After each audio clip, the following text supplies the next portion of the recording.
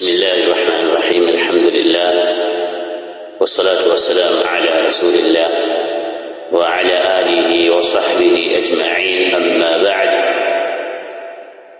نعم، بعد تحميد والصلاة على النبي صلى الله عليه وآله وسلم، أولا أوصي نفسي وإياكم بتقوى الله جل جلاله، فإنه قد فاز المتقون. Ndugu zangu katika imani na wathamani, baada ya kuleta tahmidi na kumtakia ziada ya sala na salamu mtume wetu sallallahu alayhi wa alihi wasallam, awali ya yote naihusia nafsi yangu sambamba na zenu juu ya swala zima la kumcha Allah tabaraka wa taala, kwani hakika ya mafanikio anayapata mtu ambaye anautumia uhai wake wa dunia kunako kumtii, kumcha Allah tabaraka wa taala. Bila ya kurefusha maneno, leo ni Dhulqa'da au Dhulqa'da 23, siku ya Jumatatu, mwaka 1447 Hijiria, sawasawa na tarehe 11 mwezi wa 5 mwaka 2026 miladia.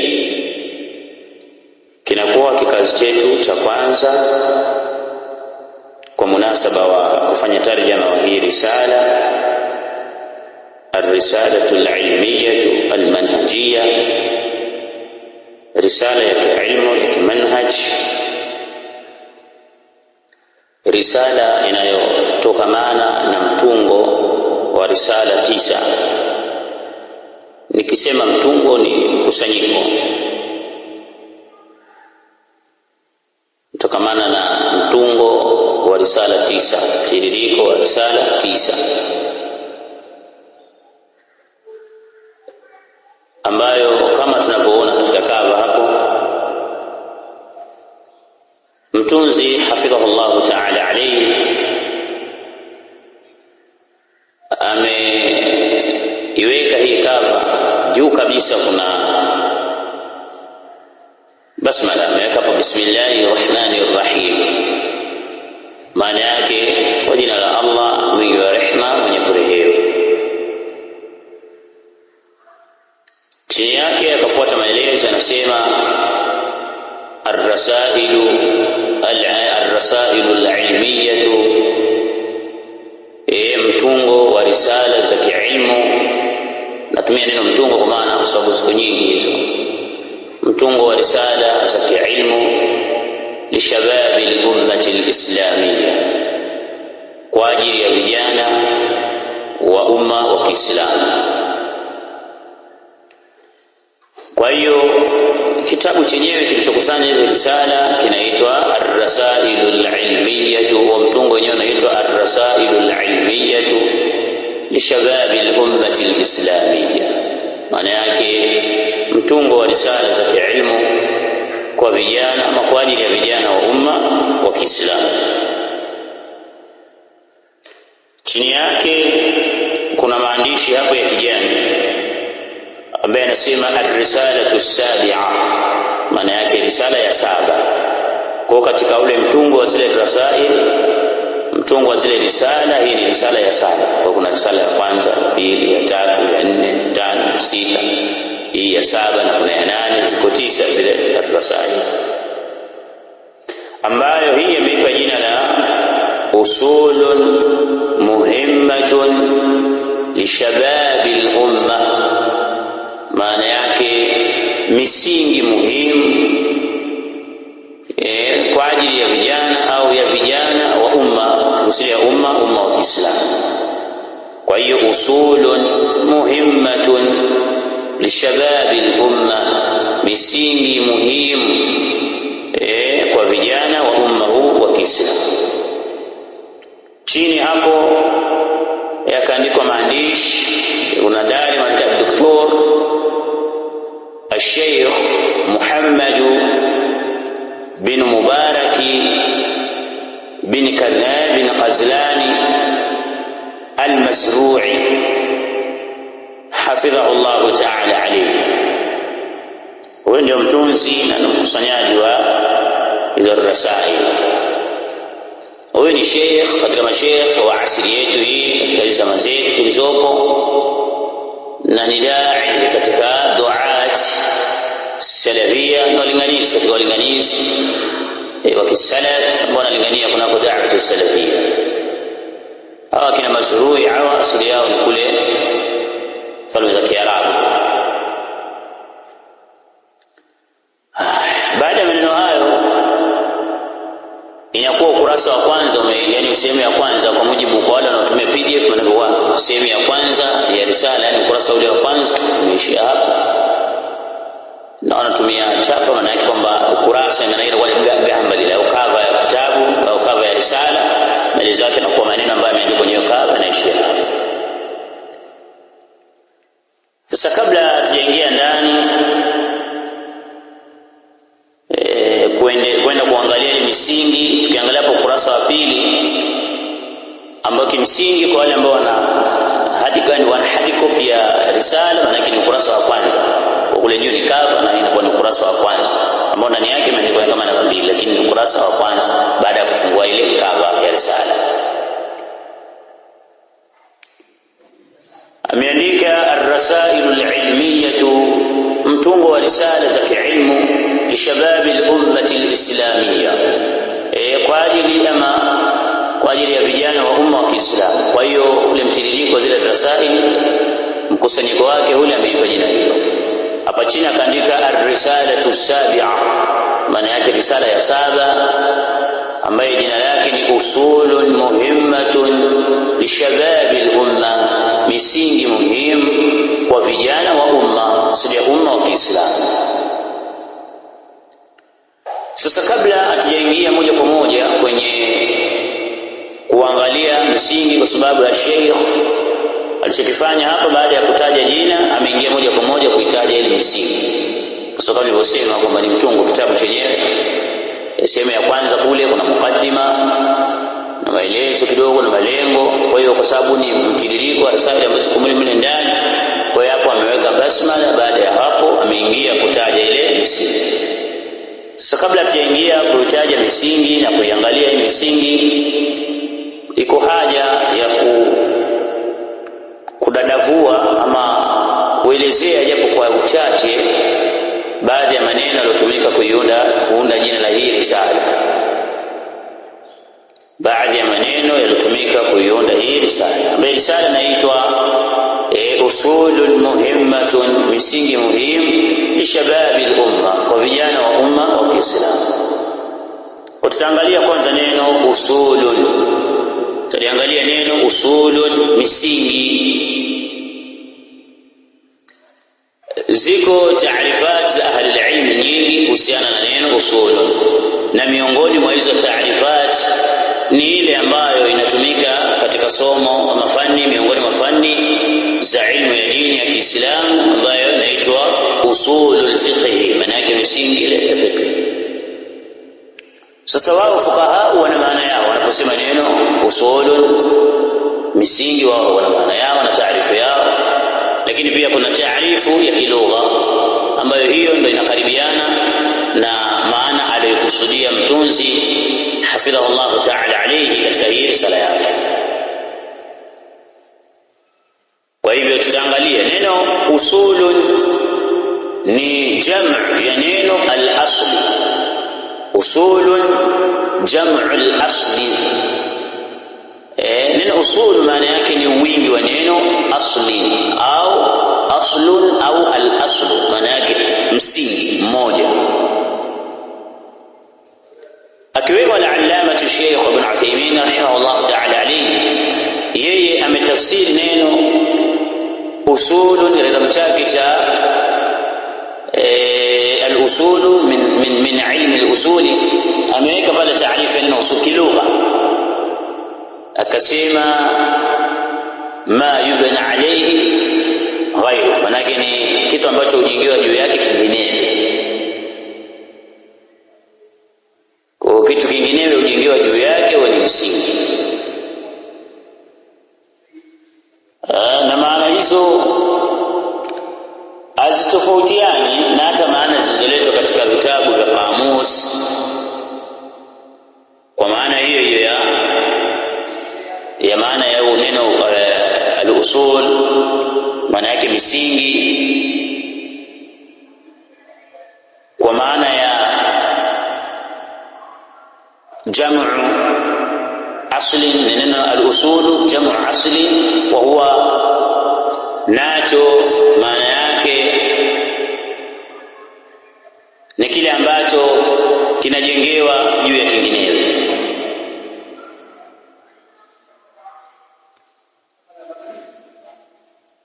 Yani ni kile ambacho hujengewa juu yake. Subhanallah, ma yubna alayhi ghayruhu, maana yake hujengewa juu yake kinginewe. Maana yake msingi ni kitu ambacho hujengewa juu ya hicho kitu kinginewe. Kwa mfano, nyumba inakusanya sehemu kuu tatu. Kuna msingi, boma kusudia zile tofali zinazoonyesha jengo, pamoja na paa nayo ina mbao pamoja na zile bati.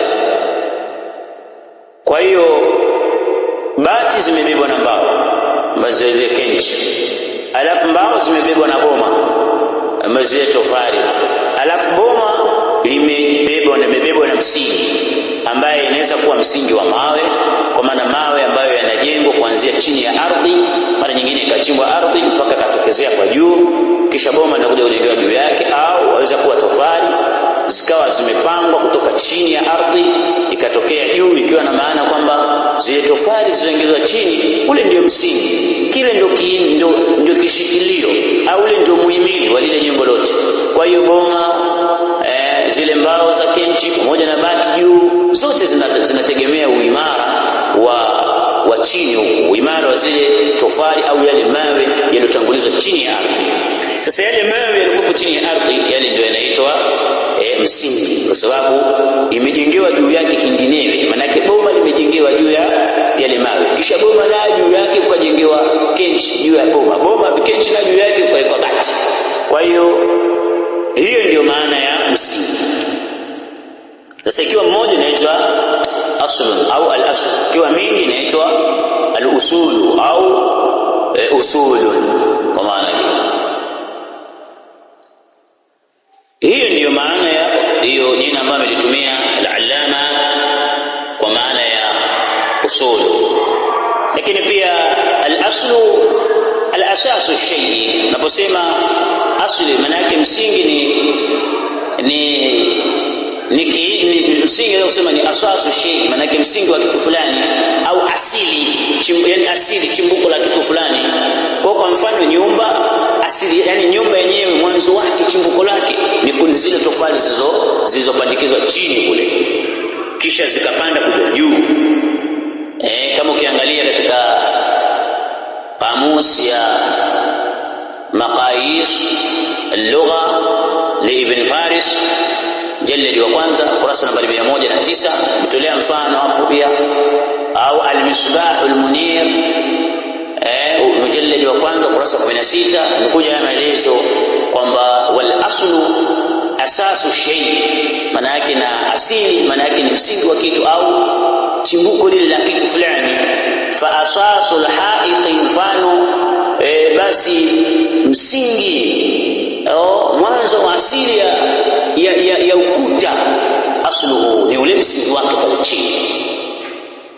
Kwa hiyo nyumba asili yake ni msingi, na msingi ni zile tofali ambazo ziko pale chini. Hilo ni neno moja katika maneno yaliyotumika pale kuunda jina la risala. Kwa tumeona kwamba al-usulu, kwa hiyo pale Sheikh alisema usulun muhimmatun, maana yake mambo ya msingi ya mwanzo kabisa, vitu vya mwanzo kabisa vya msingi ambavyo navyo ni muhimu, ambavyo anatakiwa avijue kijana wa Kiislamu. Kwa hiyo kwenye mambo ya elimu ya dini kuna mambo mengi sana, lakini kuna vitu vya msingi kabisa vya mwanzo ambapo vikikosekana hivi, maana yake dini ya kijana huyo itakuwa inalegalega, kwa anaweza akachotwa na watu wa aina yoyote wakambeba, kwa sababu asili, yani chimbuko ile muhimili wa dini yake kule chini alikojengea yeye dini yake, hajapata ule msingi imara, hajapata ule msingi madhubuti. Kwa hiyo inakuwa dini yake inalegalega, dini yake inayumbayumba.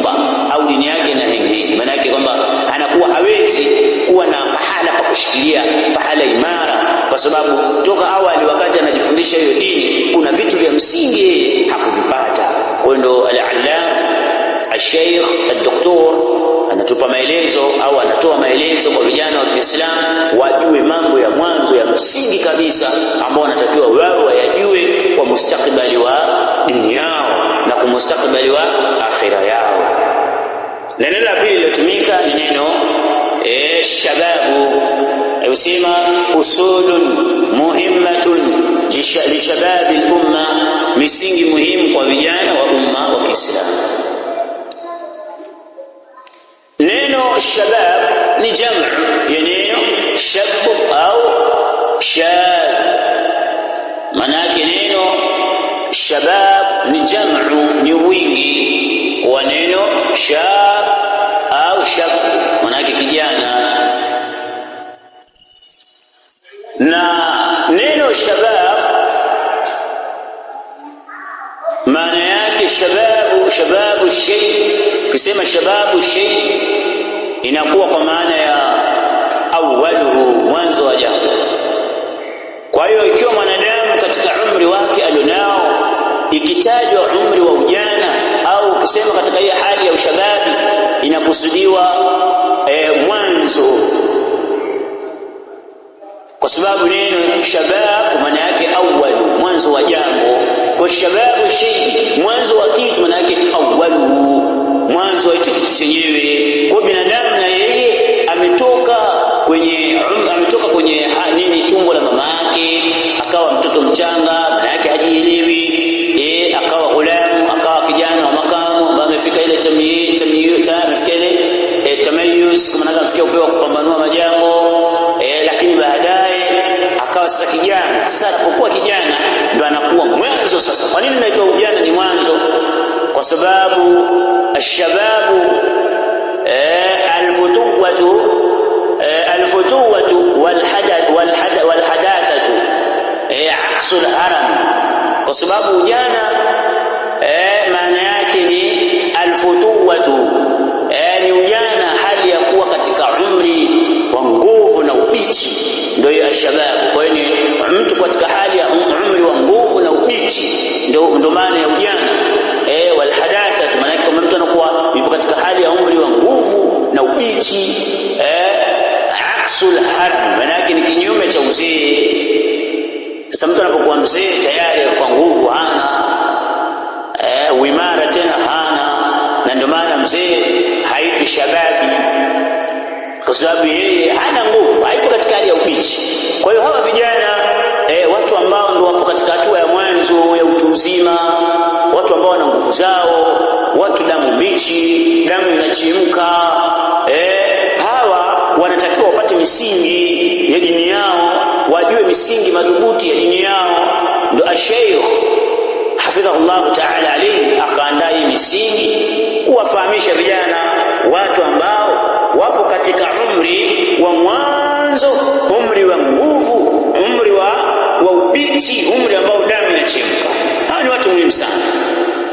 Hawa ni watu muhimu kwa sababu wao ndio wana uwezo wa kuleta mabadiliko, wao ndio wana uwezo wa kusimama imara, wao ndio wana uwezo wa kusimamia majukumu mbalimbali na kuendesha harakati mbalimbali za kuweza kuipeleka dini mbele.